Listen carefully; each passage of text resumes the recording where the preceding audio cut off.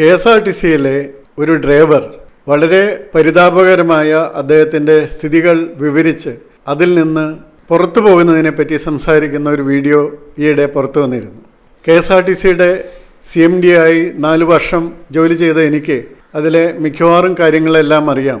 ഞാൻ എപ്പോഴും പറയാറുണ്ടായിരുന്നു, അതിലെ 99.99% ജീവനക്കാരും എൻ്റെ കൂടെ ഒപ്പം നിന്ന് അത് ഏറ്റവും നന്നാക്കാൻ ശ്രമിച്ചവരാണ്. ഞങ്ങൾ അത് മിക്കവാറും വിജയിക്കുകയും ചെയ്തവരാണ്. ഇപ്പോഴുള്ള പ്രശ്നം അദ്ദേഹം പറയുന്നതനുസരിച്ച് റെസ്റ്റ് ഇല്ലാത്ത വിധത്തിൽ വണ്ടി ഓടിക്കുക, അത് തന്നെ നിയമവിരുദ്ധമാണ്.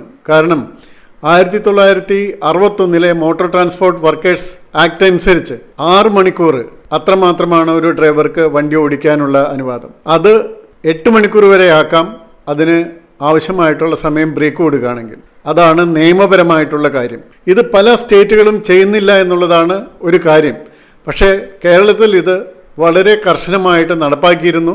ഇത് പലപ്പോഴും രാത്രിയൊക്കെ അപകടങ്ങൾ ഉണ്ടാകുന്നതിന് ഈ ഡ്രൈവർമാരുടെ ക്ഷീണം, അവർക്ക് എങ്ങനെയാണ്, അവർ മനുഷ്യരല്ലേ, അവർക്ക് ഉറങ്ങണ്ടേ, അവരുടെ ശരീരത്തിന് ഇതെല്ലാം താങ്ങാനായിട്ട് കഴിവുണ്ടാകും. അപ്പോൾ അവർക്ക് റെസ്റ്റ് കൊടുക്കുക. അല്ലാതെ ഒരു ഡ്രൈവർ കാലത്ത് വരെ വണ്ടി ഓടിച്ചു വന്നു, പിറ്റേ ഉച്ചയാകുമ്പോഴേക്കും വീണ്ടും അയാളെ കയറ്റി അയക്കുക എന്നൊക്കെ പറഞ്ഞാൽ അപകടം ഉണ്ടാകുന്നതിന് മറ്റൊരു കാരണവും നോക്കേണ്ട ആവശ്യമില്ല. പിന്നെ രണ്ടാമത്തെ കാരണം, ഇവർക്കെല്ലാം ട്രെയിനിങ് കൊടുക്കേണ്ടത് അത്യാവശ്യമാണ്. ആ ട്രെയിനിങ് എങ്ങനെ കൊടുക്കണം? ആ ട്രെയിനിങ് കൊടുക്കുന്ന സമയം അവർക്ക് ബാറ്റയും അവരുടെ ടിഎയും ഡിഎയും എല്ലാം കൊടുക്കണം. എന്നിട്ട് വണ്ടി ഓടിപ്പിച്ച് പഠിപ്പിക്കാനായിട്ട് ഒരാഴ്ച ഉപയോഗിച്ച് അങ്ങനെ ട്രെയിനിങ് കൊടുക്കണം. അങ്ങനെ കൊടുത്തിരുന്നതാണ്. അങ്ങനെ വരുന്ന സമയത്ത് ഇവർക്ക് വണ്ടി ഓടിക്കുന്ന കാര്യത്തിൽ വളരെ കൃത്യമായിട്ട് നടപടികൾ എടുക്കാൻ പറ്റും. അപകടങ്ങൾ 4-ൽ 1 കുറഞ്ഞതാണ് KSRTCയിൽ. ഇപ്പോൾ വീണ്ടും അത് വർദ്ധിക്കുന്നു. പ്രത്യേകിച്ച് ഇപ്പോഴുള്ള നാഷണൽ ഹൈവേ ഒക്കെ വളരെ ബുദ്ധിമുട്ട് പിടിച്ചതാണ്. ഇപ്പോൾ തൃശ്ശൂരിൽ നിന്ന് തിരുവനന്തപുരത്തേക്ക് ഒരു വണ്ടി വരണമെങ്കിൽ എത്ര മണിക്കൂർ ഓടേണ്ടി വരും, എത്ര സ്ഥലത്താണ് ബ്ലോക്കുകളുള്ളത്. അപ്പോൾ ഇതെല്ലാം മനസ്സിലാക്കിയിട്ട് വേണം KSRTCയിലെ ഉന്നതർ പ്രവർത്തിക്കാനുള്ളത്. അത് മാത്രമല്ല, അവർക്ക് കൊടുക്കുന്ന ശമ്പളം, അയാൾ കരയുന്നത് കണ്ടില്ലേ? അയാൾ കരയുകയാണ്. കുട്ടികൾക്ക് ഒരു കിടക്ക വാങ്ങിച്ചിട്ട് അതിൻ്റെ തിരിച്ചടവ് മുടങ്ങിയതിന് ശേഷം ആ കിടക്ക പോലും വാങ്ങിച്ചവർ എടുത്തുകൊണ്ടുപോയി എന്നാണ് പറയുന്നത്.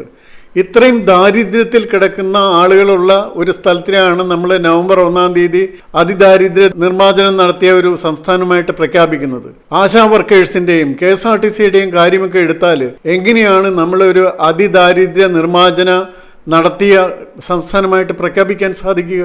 അപ്പോൾ കാരണം അവർക്കെല്ലാം അതിലും വളരെ ദരിദ്രമായിട്ട് തന്നെയാണ്. ഇപ്പോഴും കേന്ദ്ര ഗവൺമെൻറ് നൽകുന്ന റേഷനും അങ്ങനെയുള്ള സൗകര്യങ്ങളും ഉള്ളതുകൊണ്ട് മാത്രമല്ലേ ബാക്കിയുള്ളവരും ഇതേ സ്ഥിതിയിൽ കഴിയുന്നത്, ഭക്ഷണം കഴിച്ച് കഴിയുന്നത്. അതല്ലാതെ എങ്ങനെ സാധിക്കും? അപ്പോൾ അതുകൊണ്ട് ഈ KSRTC ജീവനക്കാരും അതുപോലെ ആശാ വർക്കേഴ്സിനുമൊക്കെ ജീവിക്കാൻ, അതിദാരിദ്ര്യത്തിൽ നിന്ന് മുക്തരായി ജീവിക്കാനുള്ള പൈസ കിട്ടുന്നതുവരെ, ശമ്പളം കിട്ടുന്നതുവരെയെങ്കിലും ഈ പ്രഖ്യാപനം നീട്ടിവെക്കണം എന്നാണ് എനിക്ക് പറയാനുള്ളത്.